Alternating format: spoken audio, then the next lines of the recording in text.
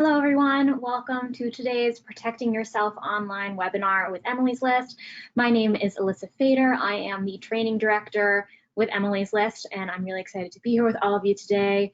I really appreciate you all taking the time to come and learn with us. There's a lot going on, and this topic is really important for protecting yourself in your campaign, so thank you all so much for joining us. I wanted to give you a little bit of background on what Emily's List is. If we can go to the next slide, thank you. We're the largest resource for women in politics. So we help recruit and train pro-choice Democratic women, such as yourselves, to run for office. Since our founding in 1985, we've helped elect over 100 women to the House, 26 to the Senate, 16 governors, and nearly 1,100 women to state and local office. All of those numbers I expect will increase dramatically this year. And we've also had over 50,000 women, I think we're actually at 53,000 women now, reach out to us and say that they're ready to run for office, including folks like you. So these trainings are designed to give you the tools you need to set the foundation for your campaign journey, to be successful on that campaign journey, and of course today, to protect yourself on that campaign journey. So let's talk a little bit about the webinar norms, and then I'll hand you off to our expert for today. The first is to invest in our time together. You'll get out of this webinar what you put into it. We would love to take your questions. We have 2 questions and answer breaks, which leads me to the second one. All questions are valid. Put them in the text box in your webinar toolbar. There are some questions that we'll be able to answer for the full group, some questions that we'll get to in the Q&A, so please put in whatever questions you have and we will try to get to as many as possible. And the last is that these slides are internal. They are proprietary of Emily's List, but we will send you a recording of this webinar after the training. So don't worry if you miss something, if you don't take notes fast enough, you will get this recording after the fact. So those are our norms for today. And with that, I would like to kick us over to the agenda and introduce our trainer for today. So I'd like to introduce you all to Mike Sager, who is the Chief Technology Officer here at Emily's List. He's the one who protects us from all the things that you're going to learn about today. And Mike, thank you very much. I will see you all again when I come back for the Q&A. And Mike, you are muted. I got you. Thank you so much. Of course. Thank you so much, everyone. Thanks for taking the time to join us today. So what we're going to do is we're just going to talk about what your risks are online, the different ways that folks will try to get into systems. We're going to talk about sort of the wide gamut of what that looks like, and then talk about the different ways that you can protect yourself from those threats. So first thing I would like to do here is I'm going to drag over this video. This is something I always like to start these trainings with, if you will indulge me. And this is a tool set that is widely available on the internet called Modlishka.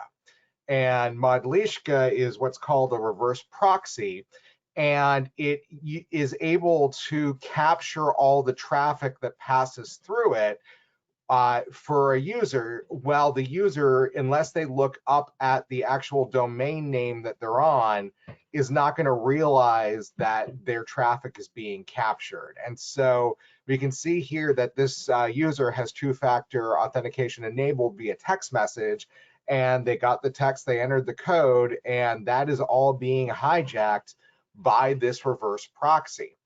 And so to the end user, they're able to use Google, they're able to use their Gmail, everything, it all looks totally normal to them, and there's no reason to believe that anything at all is amiss here.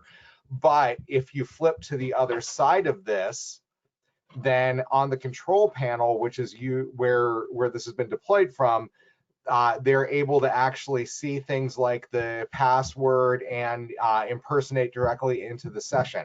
So this is a free piece of software if you're doing any security research and training that is actually available right out there on the internet, and there it's able to be used to do this work. So this is kind of a scary thing, but I think it's important to sort of understand what the kind of technologies that are out there and freely available on the internet for a malicious actor or a threat actor.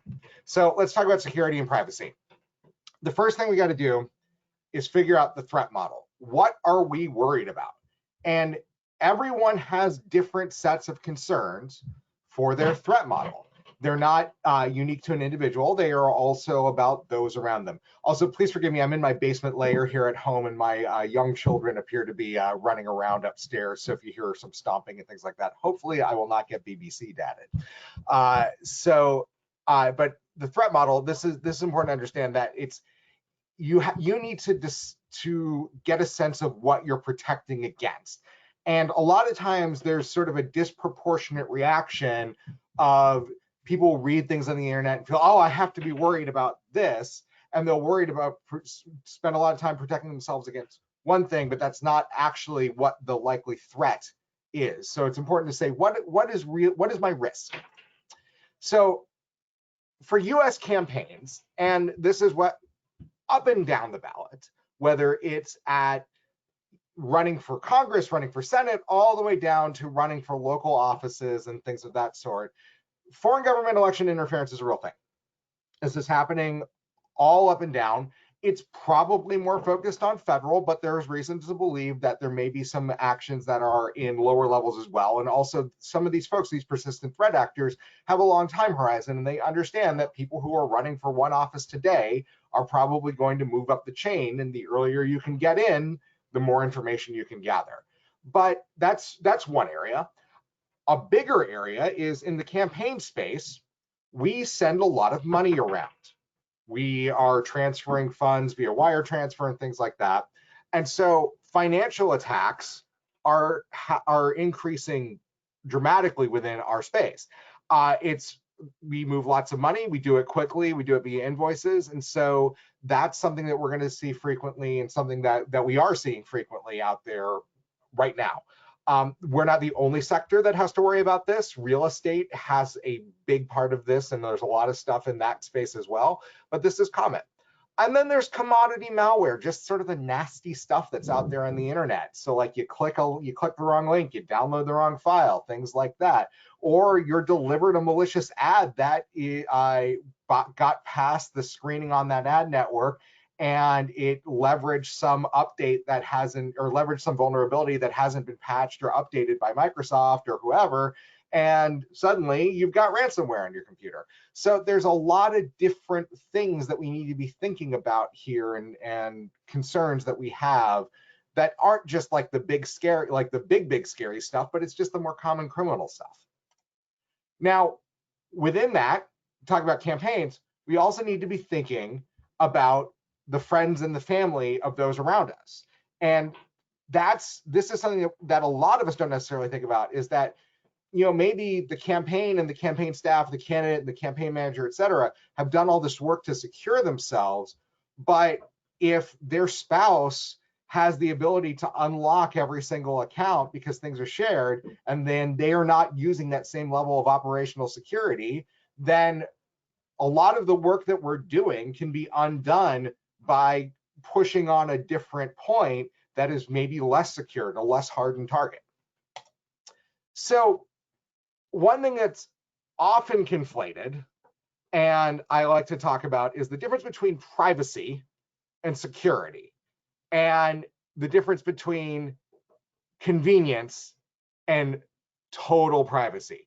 There are going to be security people out there who I call digital libertarians, who argue that you shouldn't trust a single software company, and you got to just own everything yourself, spin everything up yourself, only use these like extremely difficult to use technologies, and assume that, you know, everything that happens on the internet is being read by someone somewhere. And there's reasons that people have come to those conclusions. That is more privacy. That is not necessarily security. And in a lot of cases, erring on that side of things is actually going to make you less secure against the threats that I talked about just a moment ago. Once again, this comes back to the threat model. For some people, those approaches make more sense. Using a burner phone, using a VPN for everything, sending all your traffic through Tor. And especially for people who are like working on democracy in authoritarian countries, some of those approaches can be very, very important to security. But for us here in the US, that's not necessarily going to be the same thing. there is an element of trust that is required when working with software as a service partners like Google and Microsoft and et cetera, that you are trusting their infrastructure. You are trusting their internal policies and their security.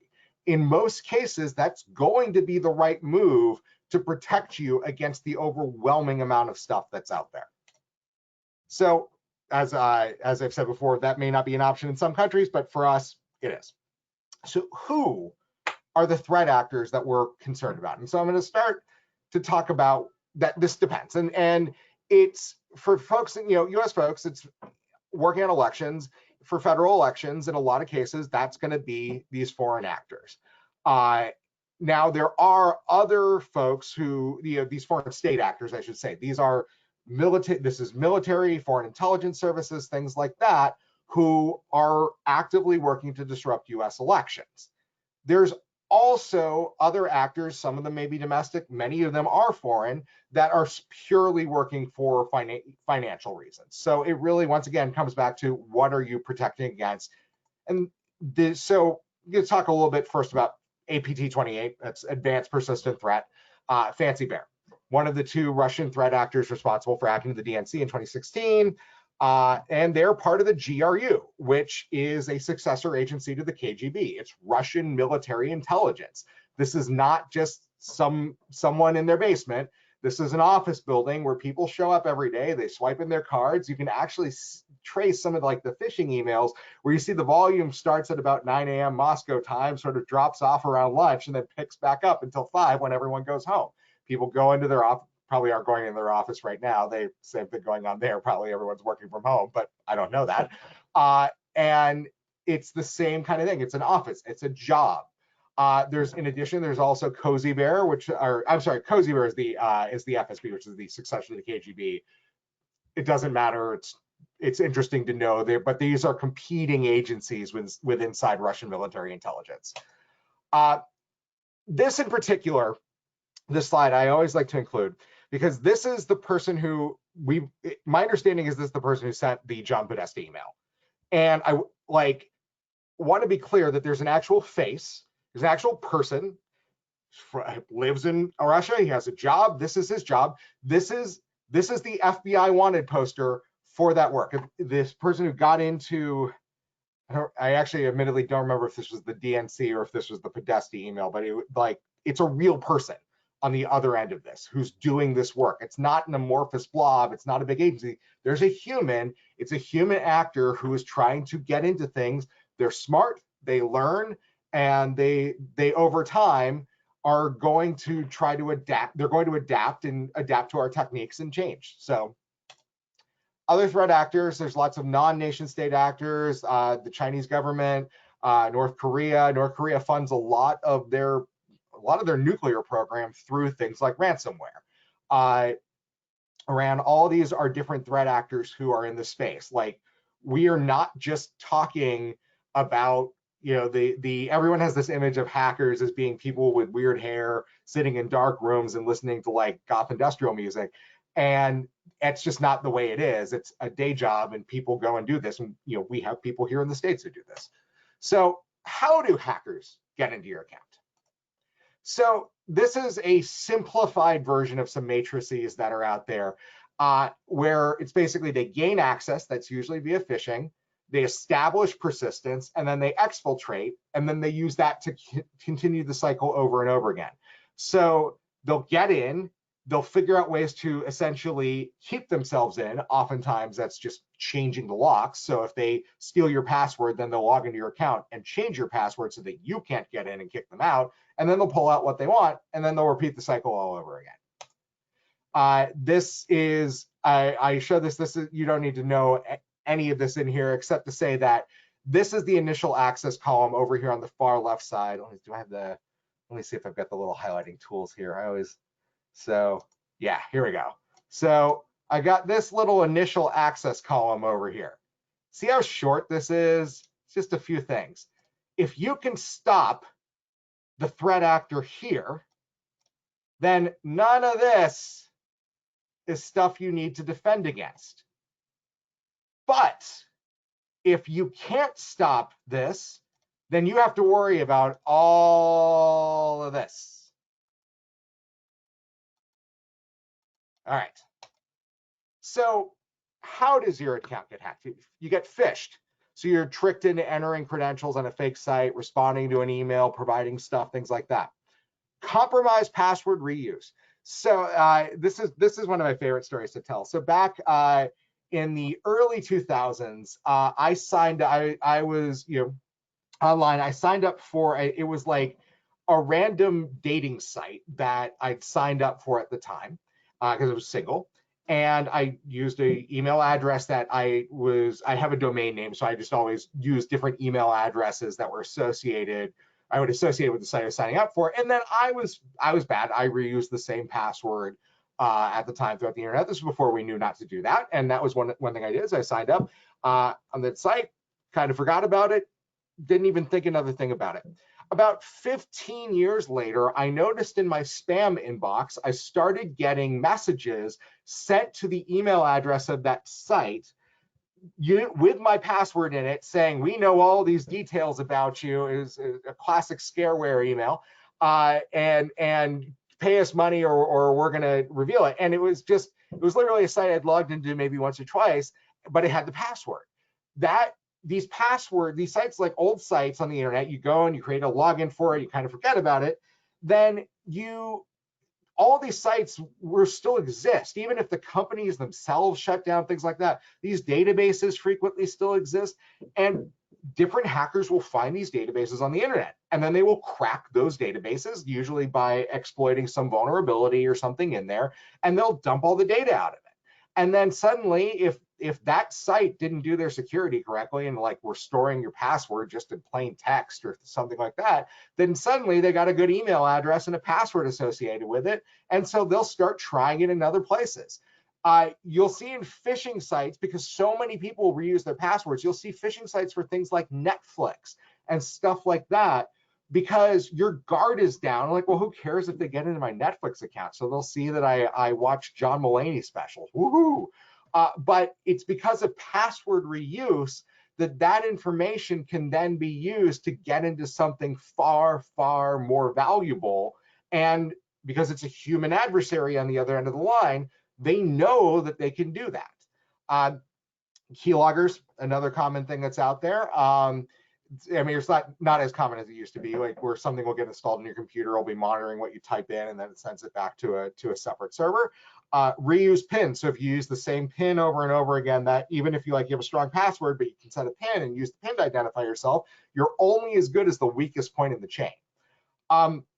Social engineering of account recovering questions. If you list on all sorts of websites where you went to high school and your parent, like your mother's maiden name, or what city you were born in and things like that, and then those are your account recovery questions, doesn't matter how particularly strong the rest of your security footprint is, if those things which can be Googled, which can be found out about you from the internet, are the keys to unlock your account, then that can be used to unlock your account.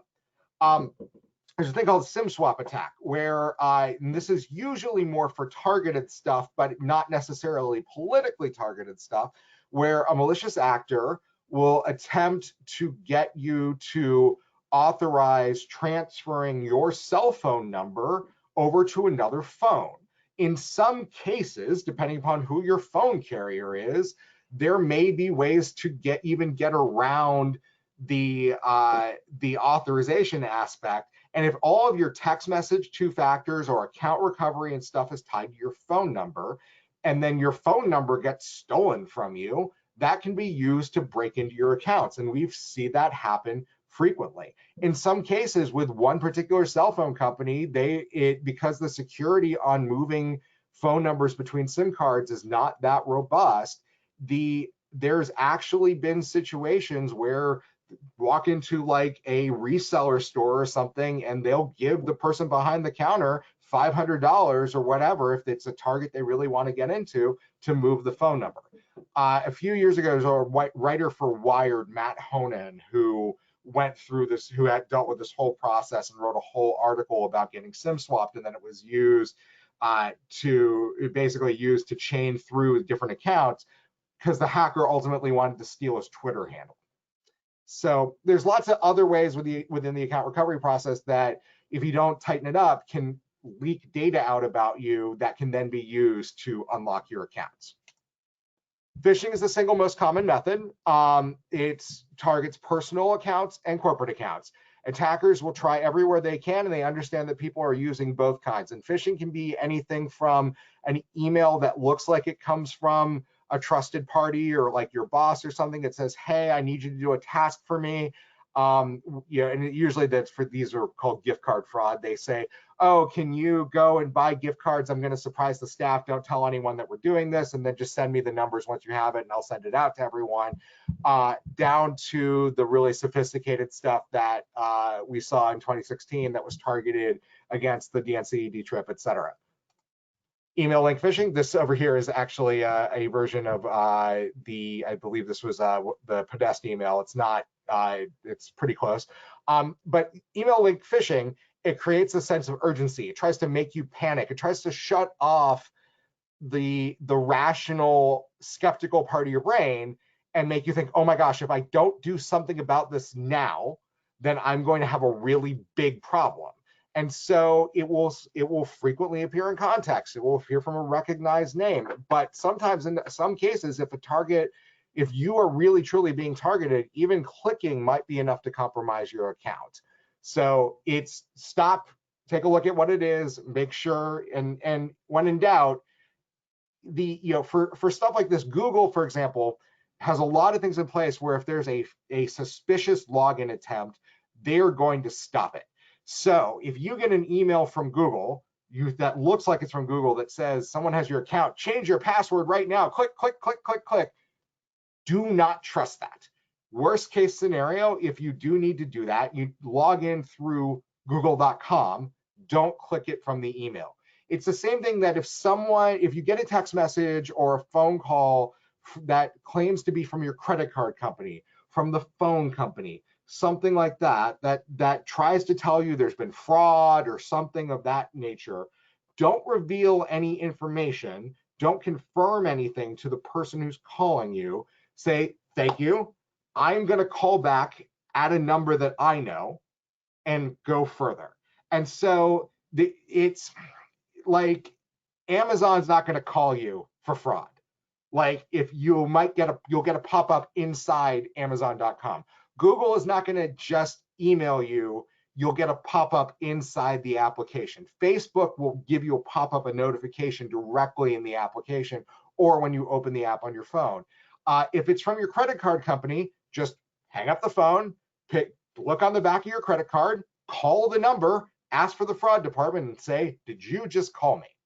That is the way that you're going to make sure that there's an actual chain of trust within all this. Never, ever trust when you get these emails, when you get these phone calls, it's social engineering, and they are depending on your politeness, your immediate response to what you perceive as threat to take advantage of that and compromise your accounts.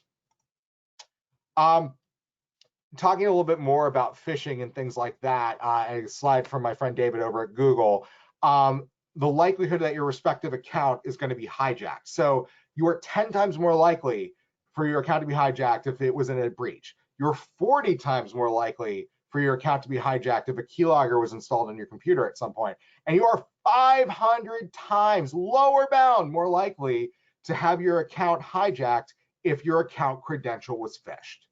And so what this can look like is you visit a site, but it's not google.com, it's kugel.com. I love Kugel, noodle Kugel personally, but that's not how you spell it. You enter the credentials on the site, then the malicious actor can use that to enter credentials on the real site and then get into your account. Talked a little bit about social engineering, extracting information without the user asking or directly compromise the device. This is frequently in financial crime, or spoofing of messages, or it's also in trying to move accounts and things like that. So there's a video that I sometimes show in these, but I would encourage you to look up.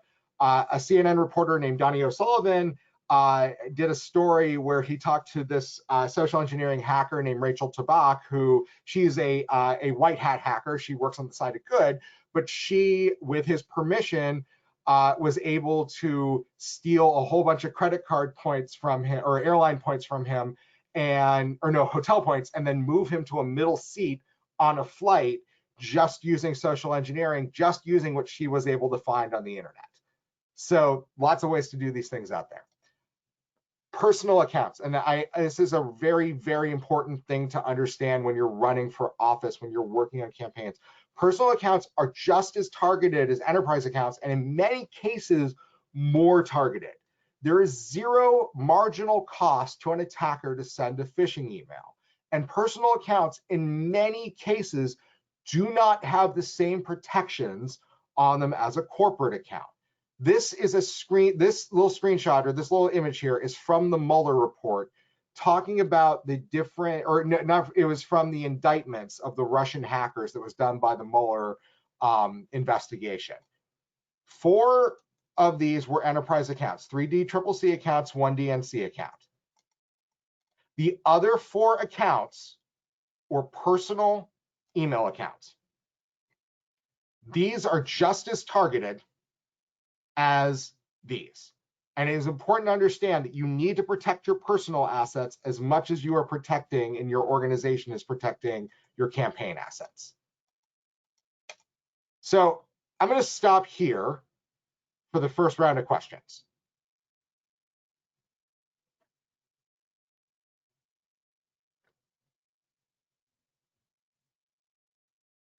All right. Hello, everyone. So some of you, oops, let me make it so you can actually see my face. So some of you already sent in some questions earlier today. So thank you so much for that. Please keep putting them in the chat, but I'm going to read off of some of the ones that we've already gotten. So Mike, what are the top 3 emerging campaign security challenges to you?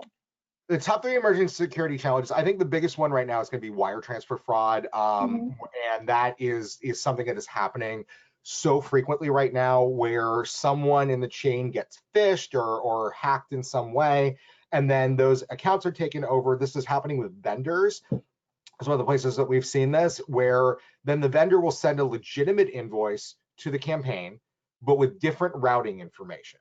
And so then they are going to use that to steal money. And then oftentimes what will happen is the initial wire transfer is a domestic wire transfer. You learn all these fun things when you're doing security. So the initial wire transfer is a domestic wire transfer, because domestic wire transfers don't tend to set off alarms the same way international wire transfers do. So it goes to what's called a money mule, and then the money mule takes that money in and then immediately wires it out to the criminal overseas. Those money mules sometimes are willing accomplices here in the US. In other cases, they're US victims who they themselves have been victims of a kind of fraud or whatever, and it's an account takeover being done by this criminal actor. So that's going to be one of the biggest things out there that's happening just in the non-hyper politically targeted space. Phishing is always going to be a big deal. It's going to continue to be a big deal. And then we've also seen vendors and campaigns that have been hit by things like ransomware before, and that's, we spend a lot of time talking, and I'm guilty of this. I've spent a lot of time talking about the Russian element and the targeted political element and the spy novel stuff. But the ransomware that just comes through the internet is a huge problem. And if all of a sudden everyone on the campaign's computer, or the candidate's computer gets locked up with 3 weeks out to the election, and every bit of the information for GOTV and all that stuff is locked in the computer, then you've got a pretty big problem. Totally. Which actually conveniently leads into the next one, which is on collaboration tools. So this person said, I'm struggling to collaborate effectively with several participants, candidate, campaign manager, treasurer. You're using shared files. Is my Google Drive secure enough to hold content, and is there a better way? So many of these different systems, so whether it's Google Drive, whether it's Dropbox, whether it's OneDrive from Microsoft, whether it's Box.com, all of these, as long as they're configured correctly, are very secure ways to share stuff.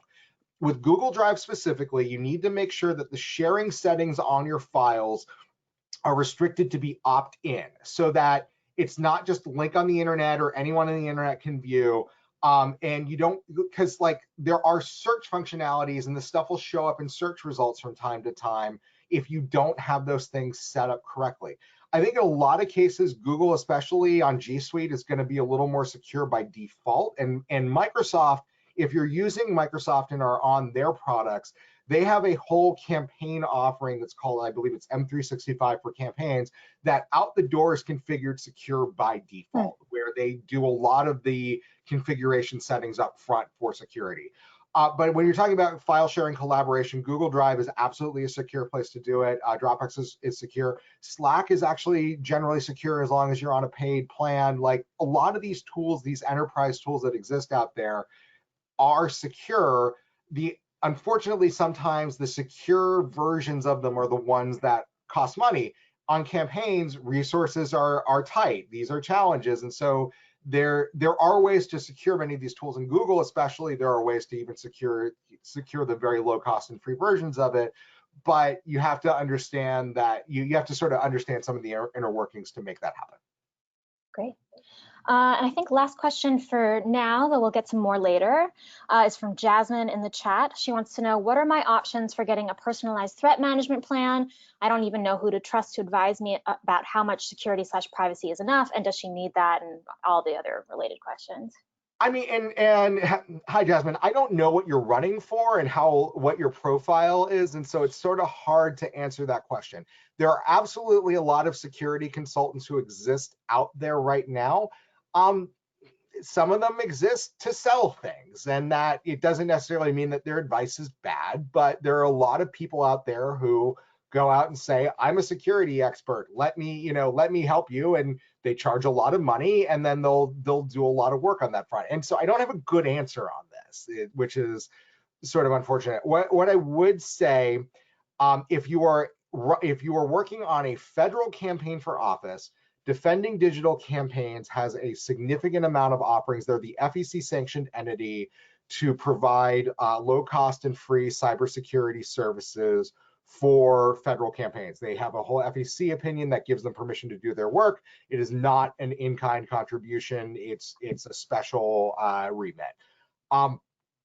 If you are on the state or local level, it's going to be a little bit harder, because like you could go out and contract with a FireEye or a CrowdStrike or Black Hills or Cybereason or any of these folks, and you'll get great product out of them, and it will be extraordinarily expensive, and it's cost prohibitive for just about anyone who's not like in a larger campaign. So let me think a little bit more about that, because there may be like, it's probably worth, I mean, the first thing to do is to do things like the Google account checkup, account security review. And especially if you're using Gmail, and look, like I'm wearing my Google hoodie right now, I'm very Google centric. I think very highly of the product. Microsoft has a great product too. I think very highly of their product as well. Google does a lot of stuff where if you add do some basic steps and some basic checklists, that you are going to significantly increase your security posture, and like the actual threat model analysis doesn't matter quite as much. Like if it just, the steps that you take will defend you against all of these different things. I'm going to talk more about the different steps you can take in a moment. So. Great. All right. That's all for me for now. I'll be back with more questions. Mike, thank you very much. Moving on. So all of this is terrifying, but you can do something. So let's talk about protecting yourself. If you do nothing else, follow these steps. Two-factor authentication on every single account that offers it. More on this in a moment. Run every update on your computer, on your phone, Microsoft Office, especially Microsoft Office, as soon as you can, especially on Chrome as well. Everyone hates it. Oh, I'm in the middle of doing something. I'm working. I'm so busy. And all of a sudden, an update again. And then everyone clicks the remind me later button. And then soon your updates are just queuing up. Software updates that are released from the manufacturer are almost always security patches, protecting against something that has actually been identified, a vulnerability that's actually been identified, and almost always is being actively exploited in the wild. So when you run those updates, is one of the most important steps you can take to protect yourself. And then I understand that it is difficult to use a unique password for every site on the internet. If you're using a password manager, it's not difficult, but not everyone uses a password manager. At least for your core accounts, use a unique password. I will encourage you to use a unique password for every site on the internet, though, with the use of a password manager like LastPass, 1Password, or Dashlane. So more on two-factor. Two-factor really works. It's not just an annoyance, it works. Any two-factor is more secure than no two-factor. Any non-text message two-factor is better than text message two-factor. Only security keys are truly phishing resistant. I'm actually gonna, I haven't done this in a while, but I actually have a security key right here that I can hold up. This, if you look at my screen, is a Yubico YubiKey 5. It's just a little device. You keep it on your keychain. I'm not going to get into the true details on the cryptography of how it works, but I'll just say it works. So another slide from my friend David at Google. It's a spectrum of assurance. So SMS, text, voice backup codes that you print out versus Authenticator. So when you have the Google Authenticator app and it generates different numbers every so often, that's called time-based one-time password. Mobile push, which is where you get it's like a duo push if you've seen those, or the Google push where your phone says, are you trying to log in? But only the FIDO WebAuthn security keys are truly phishing resistant. So I talked earlier about Google.com, and I also showed Modlishka. So security keys defeat the Modlishka hack. If anyone is curious why, I'm not going to get into it because it's very technical, but basically the key will not generate the right response if it's not on the right site that's running the correct software. And so you can see the threat actor with SMS is able to bypass and steal the credential, whereas with the security key, they are not able to get it. So I've talked a lot about Google. The Google Advanced Protection Program, strongly encourage you to enroll. You need to have 2 security keys to enroll with it, which there are links on their site to buy keys from Google. You can also buy the keys from Yubico. Both of them are great. They all work essentially the same way. The Google Advanced Protection Program is so vitally important to turn on, and it truly does keep bad actors, including governments, out of your Google account. So beyond email security, email is not the sole point of security, but it's a really significant part of it. Patching, talked a lot about patching. Checking what browser extensions you have installed on Chrome, super important. But there's also some browser extensions that you can put on that are going to make your online experience significantly safer. So the first ones I'm just going to talk about is HTTPS everywhere. What that is that forces your browser to try to get a secure connection to the site. Now, anyone can spin up an HTTPS encrypted site. So just because something is HTTPS doesn't actually mean that you're on a safe site, but it is protecting your communication with that site in transit.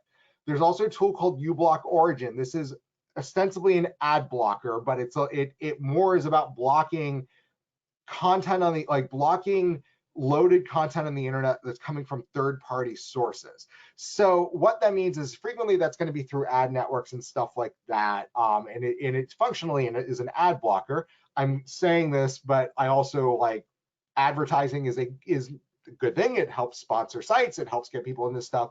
You can whitelist sites, things like that, but it helps you take a much better control over your web experience. It also does stuff like blocking those annoying pop-ups and sort of the less reputable ad networks from displaying stuff on your computer. So there's also Firefox Focus and iVerify for iOS, which are content blockers on iOS mobile devices. People are always like, is Wi-Fi safe? Can I use public Wi-Fi? Do you use Wi-Fi in a plane? So the first thing I'll say is I use Wi-Fi on planes, not that any of us are flying anywhere right now, not that any of us are going anywhere in public right now. But yes, in general, public Wi-Fi, even without the password, is generally safe to use. That is not, and there are ways to intercept the traffic there. There are things that can be done. There are tools that's called, if you want to Google a Wi-Fi pineapple, that'll it spoofs it and then it acts as a monster in the middle. But as long as you're over HTTPS, then your traffic is going to be encrypted. However, if you see this warning, net cert authority invalid, that's telling you that something is asserting that it is an authorized certificate sender for that site you're going to, and is trying to get in the middle. So if you see that, there are circumstances where this is okay. Usually it's things like you just connect to the Wi-Fi and you type in CNN.com and then it wants to redirect you to the internal capture page. But outside of that specific scenario, this is a big red flag that something is wrong. Now, we talk about physical security and we've talked about a lot about security online and things like that. And I like to include this particular XKCD comic. All of us who do this kind of security stuff, this laptop's encrypted. Let's build $1 million cluster to crack it. No good. It's 4096-bit RSA. Blast, or evil plan is foiled. But the reality is his laptop's encrypted. Drug him and hit him with his $5 wrench until he tells us the password. Got it. The physical aspect is less.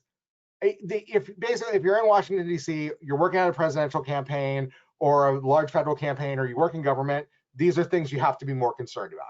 If you're running for local office and things like that, it is extremely unlikely that a foreign actor or something like that is going to try to physically get access in this sense. This is more like everyone's threat model is different. This is the kind of thing where if you're traveling internationally and are of interest, especially to some authoritarian countries, this is going to be a bigger concern. But none of us are doing that right now anyway. So, going the right way. So the largest physical security concern you're probably going to have is just going to be theft. That if you're storing equipment or storing important information on your equipment, and then that equipment is stolen, and you don't have it backed up anywhere, that's a bigger problem. I do recommend you encrypt your hard drive. That's File Vault if you're on Mac, BitLocker on Windows. This is, even if the device is compromised, they may not be interested in your GOTV list, but they may be wanting to get in there to get your banking information to steal money from you. So this is important. However, as I've said, you are in politics, you're running for office, or maybe you live near Washington, things like that. Espionage is real. In person is especially real here. Less of a concern with all of us working from home, but you need to be realistic about that and whether you actually are a target or not. Now physical security at home, encrypt your devices. Keep your home space secure. I strongly encourage you to think twice about whether or not you rent your home out, your personal home where you live, out on a short-term rental site.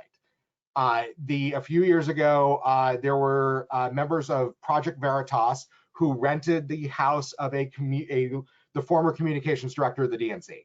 And they were doing that while they were working on a sting. And there's a sting of the Washington Post. There's literally no chance that was a coincidence.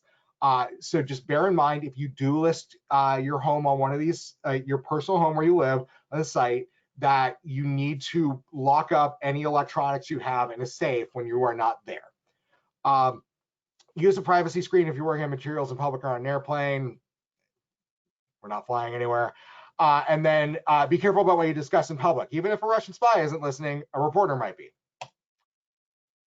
Vendors. Now, there is no such thing as a perfect vendor, but there's a couple of specific hardware and software vendors with close ties to foreign governments, and I'm advising you to avoid their products completely. There's actually one I'm going to add to this list after we talk these through. So first, Kaspersky Labs. They're an antivirus software produced in Russia. The folks who produce Kaspersky, the team at Kaspersky Labs, many of them are former Russian military intelligence. The product itself probably works very well, but the people behind it and the ability for the Russian government to get into it, you do not want this on your devices. Huawei, they make mobile phones. They also make networking equipment. Don't buy Huawei routers. Don't buy their phones. ZTE, don't buy their phones. Lastly, the one I'm going to add to this list, TikTok. If you need to use TikTok for your campaign, use it on a separate device from what you do everything else. do not use TikTok if for on your main phone. It absolutely scans everything on your phone, and it's sending it back to essentially the Chinese government. Video teleconferencing, this slide that I added as we've moved into this world of working from home. It's introducing new challenges for video teleconferencing. You add meeting passwords, use the waiting room, check your security configuration. Don't just use the personal meeting ID over and over again. And then I recommend Google Hangouts Meet for sensitive meetings. It's behind Google's security team. And then you can actually, it gives you a lot more control about how you let people into that specific meeting. Microsoft Teams has a good product on that front as well. There's a lot of conversation around things like Zoom. Is Zoom secure? There are a handful of risks with Zoom, but most of those are configuration based. Zoom, we know about the security risks with Zoom because it's gotten a lot of attention. That isn't to say that Zoom, that the other platforms don't have security problems. They just have received far less attention for them. So Zoom is not more secure than Blue Jeans or WebEx or some of the others. It's also not less secure than those. So key takeaways on this is we are getting to around 450. Security is hard. It's hard for everyone. Even if you work in this, live, breathe this stuff day in and day out, this stuff is harder. A few basic steps can get you kind of 80% of the way there and protect you against most of the stuff that's out there. And then there's a mantra that I have with my staff, which is anytime you're asked to click on something, anytime you're opening something, anytime you get an email that is like, seems to be like pressuring you to do something, just stop and ask yourself, is someone trying to trick me right now? And just switch on that analytical part of your brain that's like, what is happening here? Why is this going on? What is causing this? And use that as a sort of a self-check. Trust your instinct. When something seems off, it's probably off.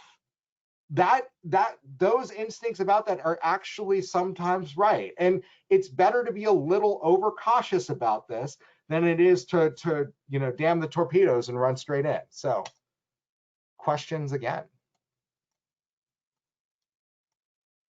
Hello. Hi. Hi. Okay, yet more questions, so many. So are there any particular security apps that you would recommend? So what I generally recommend, if you're on Windows, Microsoft Windows Defender is actually a very strong product, and Microsoft's done a lot of work on that front. There's a tool called Malwarebytes that sort of functions as a security. It's sort of an antivirus, but it's a little more of an anti-malware. And it runs behind the scenes on your computer. And if you click through something that looks malicious or whatever, it's going to stop it in its tracks. It's like $60 a year, and you can cover, I think, up to 4 computers with it or something like that. Malwarebytes is a great product. Cylance is what I use on my home stuff. That's a cloud-based next-gen antivirus, anti-malware system. I actually use both Cylance and Malwarebytes. There are offerings like that are more enterprise in nature, like CrowdStrike, Carbon Black, Cyber Reason, etc.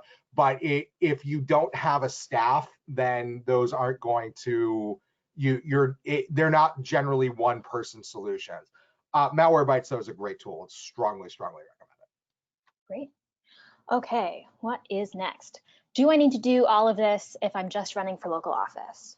Yes. So even if you're not defending against, like even if you're never going to enter the level of being on the radar of state militaries, etc., you're still absolutely going to be potentially targeted for things just like wire transfer fraud or basic theft. So the more things you do on this front, the more you're going to protect yourself against those particular situations. Great. Maybe you could talk a little, we've gotten a few questions about what are some of the things that we should be afraid of hackers getting access to. So someone's asked about, is it beyond financials? Is it financials? What are we worried about them taking the documents? If you can kind of just provide that. I know it's everything, but. I mean, it is. And I mean, and everyone has different things. And so it can be photos that you have. It can be photos you didn't know you had on your phone.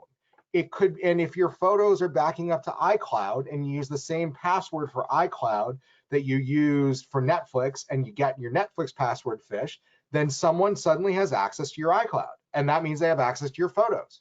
And like there's lots of different things like that are out there. So it's your email. Even and you're talking about email for a moment.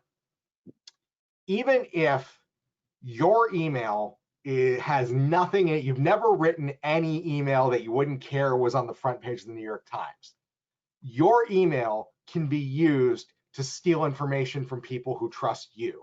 Because the moment someone is in your email box, they have your credibility. And so if they are in your email box and it is your real email box and your real Google account, and then they use that to send an email to your friend, to your employee, to your partner or something, and says, do X, then they are going to see that as legitimately coming from you, and then they're going to do it, probably, unless their spidey sense is there, and then they hopefully call to confirm. An anecdote on this particular front that I will tell. I was at a meeting of different cybersecurity folks a couple of years ago, and there was someone who was the chief security officer for a large, very, very large billion-dollar company who was in this roundtable. And their company was in the process of acquiring another company for hundreds of millions of dollars. And there were two people who had been working together on this project for several years. On the morning that the wire transfer was going to go, the person from the company doing the acquisition received an email from the company being acquired, from the person, from their inbox, saying, hey, so excited to do this today, can't wait to join, for us to formally make this arrangement. It was written in their tone and in their voice. I just want to confirm one more time the wire transfer information. And the routing number was different, but the account number wasn't. If the person on the other end had not had the wherewithal to pick up the phone and call their counterpart, did you just send me a different routing number? I didn't send that to you. Well, sure enough, looked in his sent messages, and there it was in the sent box. His inbox had been compromised. The attacker had figured out that there was this very expensive merger, and they absolutely would have gotten away with it. They absolutely would have stolen that money. So had they not had the wherewithal to double check. So think about not just what you have, but what you could be used to leverage from someone else. Suddenly it's a much bigger picture. Totally. Okay, let's see. What else do we have here? Can you talk about if it's safe to allow passwords to remember or save your password? It depends on where you're doing it and what you're using. If it's in Google Chrome or Firefox or a browser or whatever, that is safe, as long as it's actually in that. If you're using LastPass, if you're using Dashlane, if you're using 1Password, absolutely. And browser extensions, you should do that. You should let them generate the passwords for you. If it's in Safari and using the Apple Password Manager, absolutely, that's fine. I'd suggest you pick one and then go with that and make that your main one that you use, and make sure you're securing that account with two-factor. But yes, you can use those. There are a lot of other password products on the market. I would not just trust any random password product on the market. I can't speak to their security. They're probably fine, but you don't know that. Dashlane, LastPass, 1Password, Google, Firefox, Apple, those are fine. Great. I think that's all the questions that we have today, Mike. All right. Excellent work. I hope that all of our participants are appropriately frightened, as happens to all of us when we go to one of these tech security webinars. So if you can just take us to the next slide. I think we've got... one more thing just to shout out. So the DNC has released a checklist. They do this regularly, a cybersecurity checklist. It's about 2 pages long. Strongly recommend that you just Google DNC checklist. You'll find a link to it. And there's Bob Lord, who's the CISO over there, has a Medium article about it. That just runs through the basic steps of securing stuff. Strongly recommend, if you do the checklist, you are going to be most of the way there. Great. All right. Thank you, Mike. No problem. You also got a lot of appreciation in the chat, by the way. People people have learned. And Lashandra says, we appreciate you and the information. This was awesome, to be reflective of other comments. All right. Thank you. So thanks, Mike. Thank you all very much for coming to today's training. I just wanted to leave you with a few more resources to check out in your campaign journey. The first is our training center at Emily's List. It is trainingcenter.emilyslist.org. And it basically will walk you through everything you need to know about how to run for office and all sorts of charts and handouts and things like that. And on the website, you can also access all of the previous webinars that we have run through this program, including ones that we've run specifically to react to the pandemic and ways of campaigning during the pandemic. So please do check that out on our website. And if we can just go to the next slide. I also want to thank our partners. They are our funding partners without whom this would not be possible. And so thank you very much to them. And with that, we are done here, folks. So thank you all very much. Go get yourselves elected, and we'll see you again soon.